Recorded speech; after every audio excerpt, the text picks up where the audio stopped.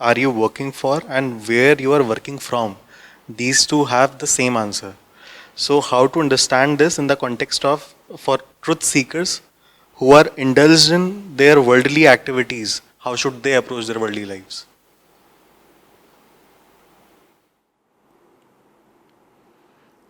See, often we either ignorantly or deliberately remain in dark about our intentions. We do not really know where we are coming from. We profess intentions that are not at all authentic. Are you getting it? We might keep saying, for example, I'm your well wisher, I'm your well wisher. Whereas it is evident that we are harming the other person. Yet somehow we manage to remain confident about our intentions. We keep professing the piousness of our intention. You say, no, I'm a well wisher, I'm your father, or I'm your husband, or wife, or friend. In such cases, it serves to find out the result of your action. Very impartially, you must find that out. What is the overall impact of your action or your presence on the other person or on yourself?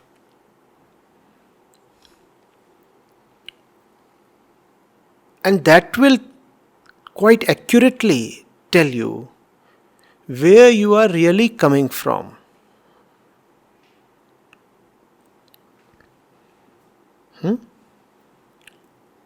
For example,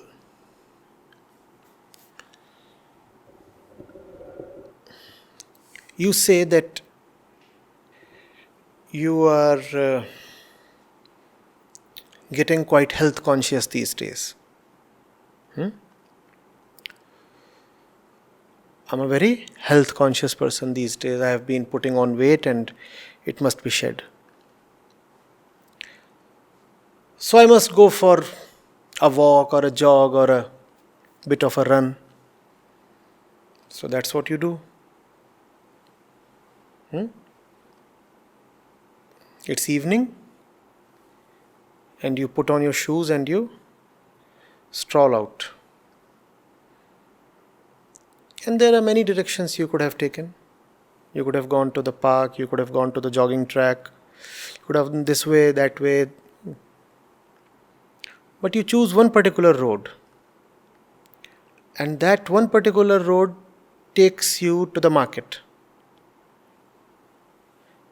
And in the market, specifically to a sweet shop. Right? And what have you told yourself?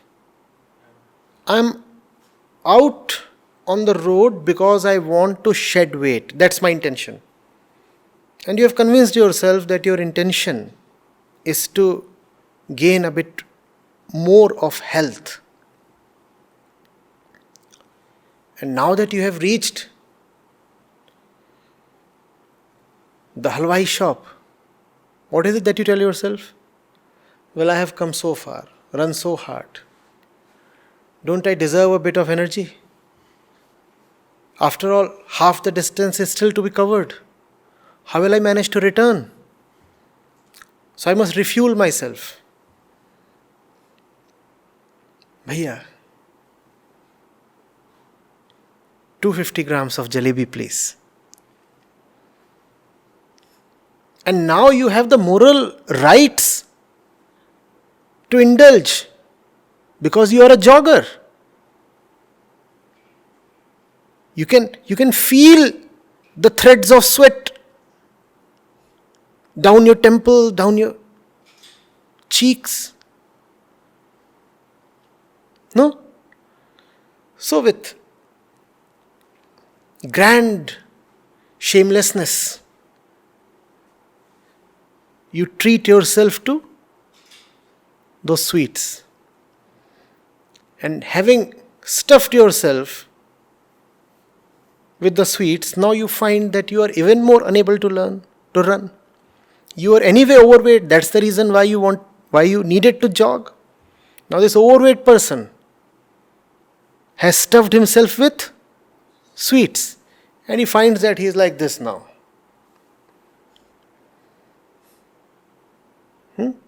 So he says, no, can't run, so I'll just walk my way back to home. And having come some 200 meters, now you realize that even walking is becoming difficult. So happily you hire an Ola for the remaining 2 kilometers. Now you come back. See what you have done, and that will tell you what your real intention was. What have you done? You have just had a good time. You have just added a few thousand kilocalories to your body. But you kept on telling yourself that you wanted to gain health, not weight. See what the end result is. You ended up gaining weight. So that's what your real intention was. Don't fool yourself. This is not a random coincidence. This is what always happens with you. But we console ourselves, don't we? We say, I'm pure of intention. It's just that, those sweets just dropped from the trees to allure me and seduce me. And I, the poor one, was taken in. Otherwise, no. I intended to run 25 kilometers this evening. I had no intention at all of enjoying any sweets or anything.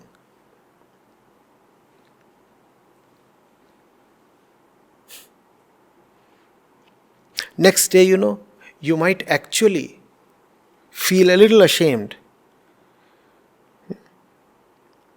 and not go towards the market. Next day again, you may not go towards the market. But the fourth day, you will again go to the market and order double the quantity for yourself, because now you have even greater, bigger moral license. What have I done? I have abstained for full 3 days. And having abstained for full 3 days, I have earned the rights to indulge myself even more. Intention is a pretty mischievous thing. It's one tough nut to crack. Even as you proceed on all your great actions externally, it keeps safely and strongly lurking internally.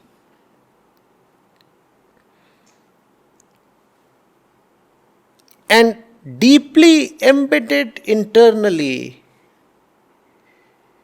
you do not even realize how it controls all your external actions. Even the best of our actions might actually be guided by very, very carnal, mean, and ordinary desires.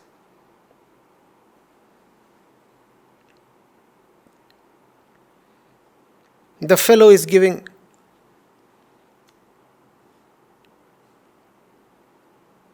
$1 million as charity. It's $1 million, no less.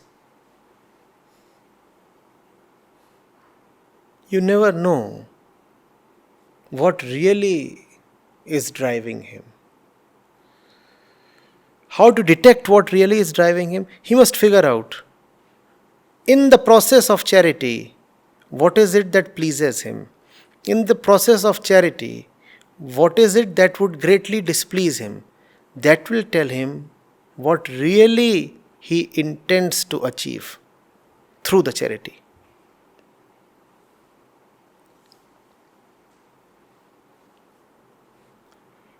Not getting it?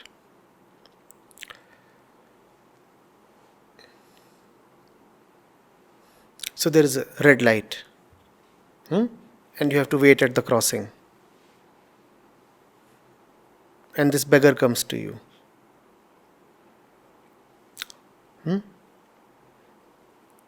Knocks on the window. And you look at the beggar. And very nonchalantly, apparently without any desire, you just pick up a 50 rupee or a 100 rupee note and hand it over to him. No? I expect nothing from the beggar. Very desirelessly, in Nishkam Bhav, have I given him 100 rupees. And true to your word, you do not even turn to look at the face of the beggar. You are saying, when I want nothing from him, why do I even need to remember his face? It's a 100 rupee note. You have picked it up and given to the beggar. And you can remain comfortably assured of your inner holiness until an awkward thing happens to you. Let me give you an example of such an awkward thing. The beggar receives the 100 rupee note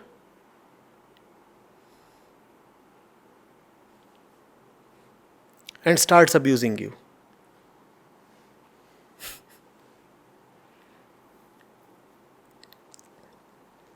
Starts abusing you. Now find out whether you are hurt. And if you are hurt, then your inner claim that you wanted nothing from the beggar is false. Inwardly, somewhere you are expecting that the beggar would be feeling grateful. Somewhere there was a hidden intention that I have given him so much, he is just a measly beggar. 100 rupees I have given to him. Surely he must be feeling grateful. Therefore, when he abuses you, you feel hurt. A random beggar can keep abusing so many people who feels hurt. But if you have given him 100 rupees, you do feel hurt. No? That's how you find out where you are coming from. Your action is not really desireless. There was a hidden desire.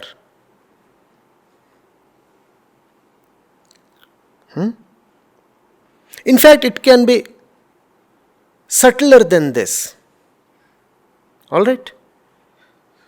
This time, a 500 rupees note. Next crossing, 500 rupees note. It's a big thing for a beggar. Pretty unusual. The beggar receives the 500 rupees note, says nothing, and walks away. Find out whether there is that slight pain arising inside you. You expected the beggar to at least be surprised. If not grateful, at least be surprised. You expected the beggar to at least praise his own stars, his own luck. At least he should have smiled. The beggar does none of these. He simply takes the note, tucks it in, and walks off. And you find that you are feeling a bit of disappointment inside. Where is that disappointment coming from?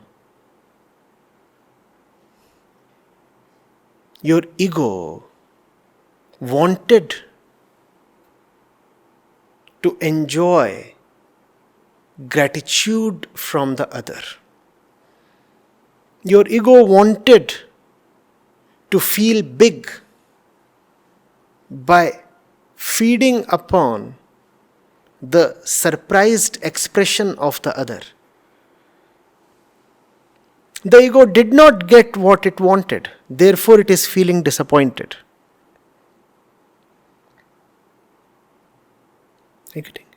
So again, your charity was not quite desireless or purposeless.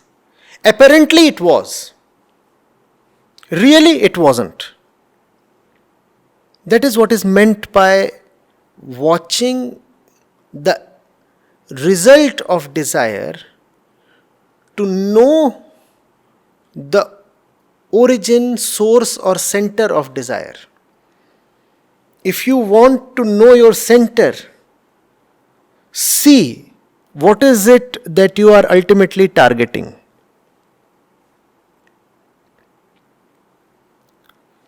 Getting it? You see, we are morally bound creatures. We will never openly admit to ourselves that we have hideous intentions. So our intentions always carry a moral veneer.